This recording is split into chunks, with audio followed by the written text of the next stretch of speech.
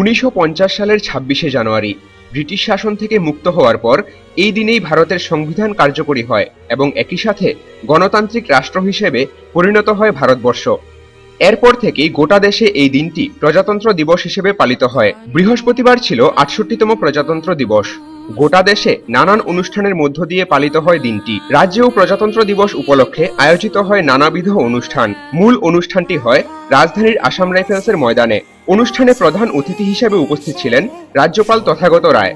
এছাড়াও উপস্থিত ছিলেন মুখ্যমন্ত্রী মানিক সরকার, মুখ্য সচিব ওয়াইপি সিং, রাজ্য পুলিশের মহানির্দেশক কে নাগরাজ সহ পুলিশ ও প্রশাসনের উচ্চপদস্থ আধিকারিকরা। সকাল ৯টায় জাতীয় পতাকা উত্তোলন করেন রাজ্যপাল।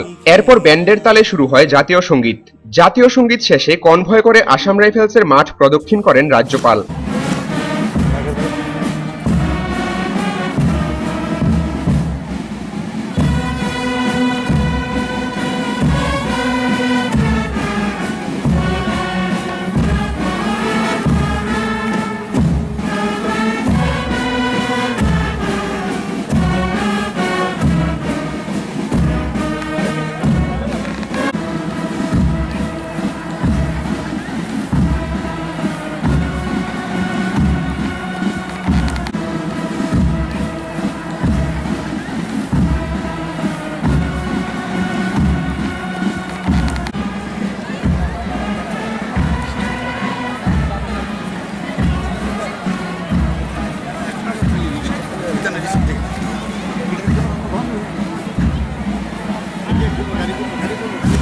এরপর শুরু হয় প্যারেড।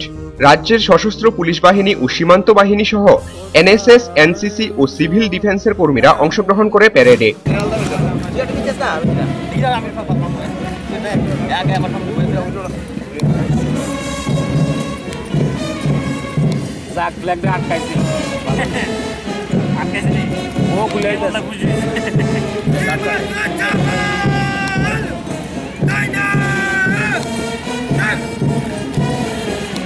এই মুহূর্তে সালামি মঞ্চের মাঝে বর্ডার সিকিউরিটি ফোর্স প্ল্যাটুন নেতৃত্বে রয়েছে সাব ইন্সপেক্টর দীপক কুমার, ঠিক তার পেছনে রয়েছে Assam rifles platoon.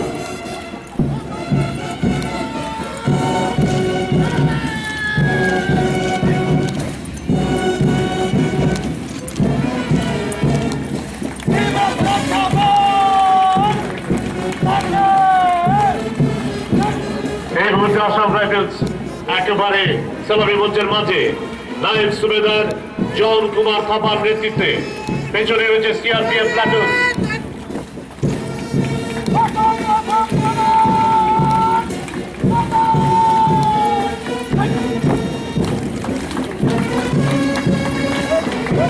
Sub inspector নীলময় সুমের নেতৃত্বে সিআরপিএফ প্ল্যাটুন, তার পেছনে রয়েছে রাজ্যের গর্ব পরপর তিনটি ত্রিপুরা স্টেট রাইফেলসের তিনটি প্ল্যাটুন। সাব ইন্সপেক্টর শুভম দেবের নেতৃত্বে ওয়েস্ট ডিস্ট্রিক্ট ডিআর প্ল্যাটুন সালামি মঞ্চ থেকে সুন্দরভাবে বেরিয়ে আসছে, পেছনে রয়েছে West District man platoon.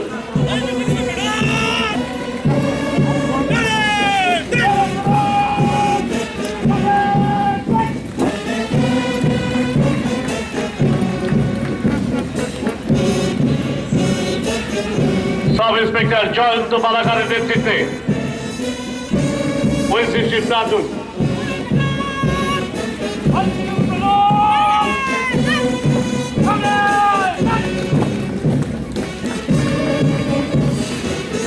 West District women platoon এই মুহূর্তে সালামি মঞ্চের মাঝে উইমেন সাব ইন্সপেক্টর মুন্না মজুমদারের নেতৃত্বে সুন্দরভাবে কাঁধে কাঁধ মিলিয়ে এগিয়ে আসছে। এর পেছনে রয়েছে ফরেস্ট গার্ডস প্ল্যাটুন।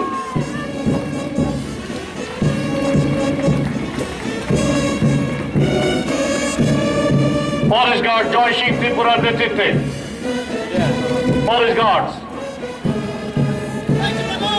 এর পেছনে রয়েছে হোম গার্ডস ম্যান প্ল্যাটুন, নেতৃত্বে রয়েছেন senior under officer Surajit Sharma.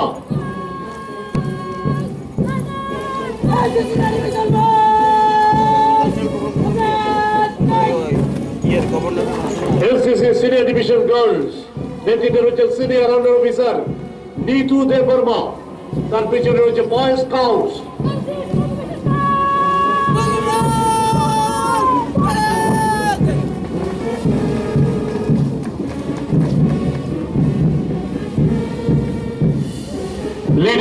চক্রবর্তীর নেতৃত্বে বয় স্কাউট এই মুহূর্তে সালামি মঞ্চের মাঝে।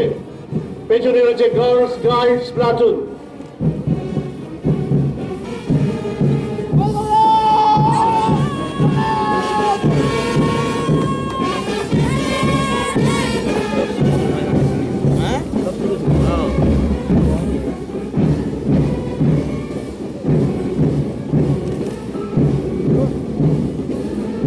একেবারে সালামি মঞ্চের মাঝে রয়েছে গার্লস গাইডস লিডার জানকী দাসের নেতৃত্বে। পেছনে রয়েছে এনএসএস প্লাটুন। এনএসএস প্লাটুন সালামি মঞ্চ থেকে ধীরে ধীরে বেরিয়ে যাচ্ছে। পেছনে রয়েছে civil defence platoon.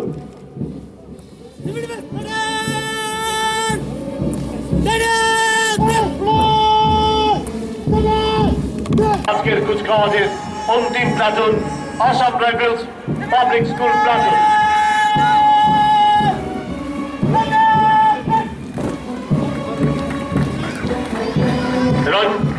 Leader Ranjan Kumar ঠাকুরের নেতৃত্বে Assam rifles public school platoon সুন্দরভাবে সালামি মঞ্চ থেকে বেরিয়ে যাচ্ছে।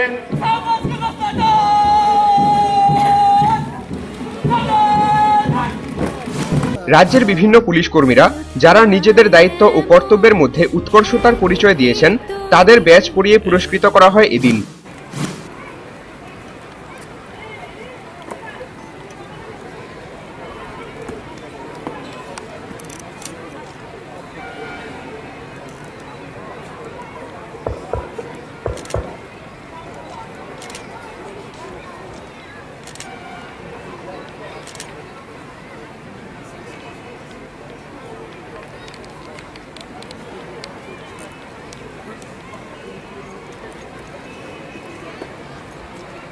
Sub inspector Debabrata Pal, police headquarter.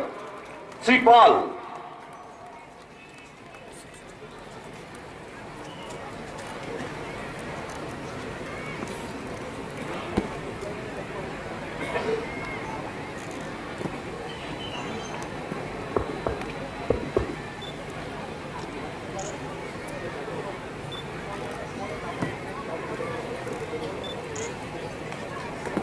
Sub inspector Babul Mahajan, SB organisation.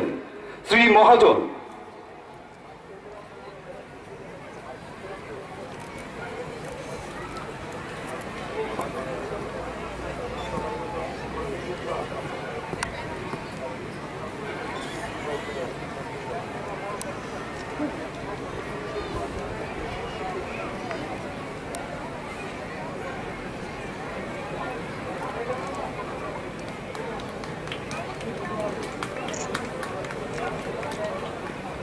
Sub inspector Debjit Bhattacharya, SB organisation. Shri Bhattacharya,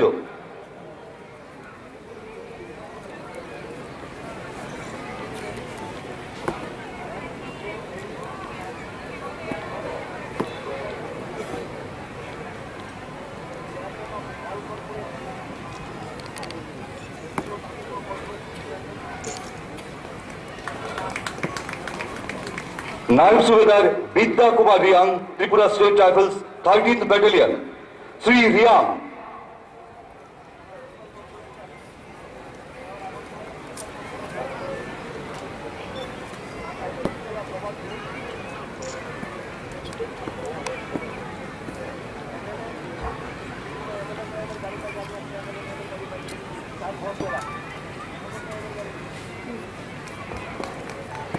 President's Police Medal for Distinguished Service, Independence Day 2015.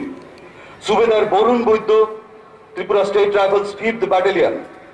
পুরস্কার গ্রহণ করবেন তার স্ত্রী শ্রীমতী দেবিকা বৈদ্য। শ্রীমতী বৈদ্য,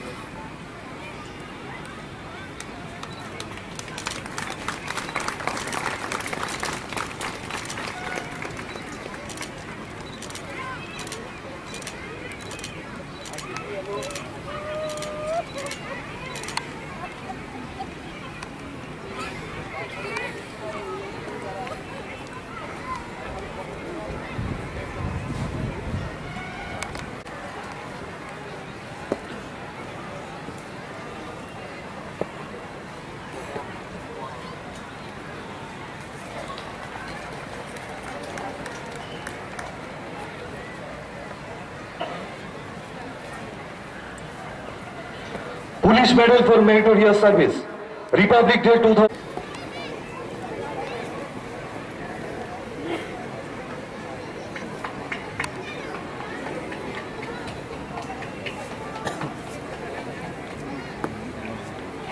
Sub Inspector Jayanto Nath, Security Unit, Sri Nath.